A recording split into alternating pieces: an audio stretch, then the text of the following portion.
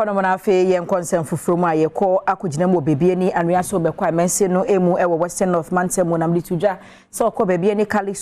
JHS ewo ho no mona kromfo timi akọgba wuro mu office laptops mako du nson ne akade ahodo bi wawiade ko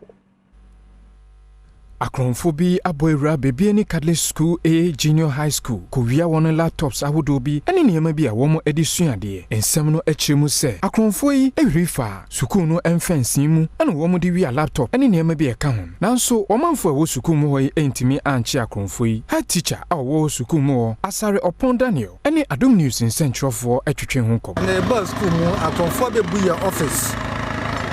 ye de buga proof ahihye akofa your laptop and so work cabinet and also your tumu mo be afa computer 17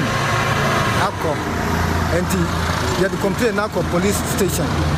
you go to ye hwehwemu onipa wono ene kasa edema esuapon a womo ene hwe adesua so ewo Bibiani anhwea so bekwai Sheriff Kwekudua enso nsem ode to Adom News anim no ebini Bibiani Catholic menim say omo akọ report here police for and so edine ma eguna pam say betimi retrieve these perpetrators na eno nanchen no yebefa ofidi Kasee so na yasra obibia owo Bibiani and its environment say the SCO Catholic JHS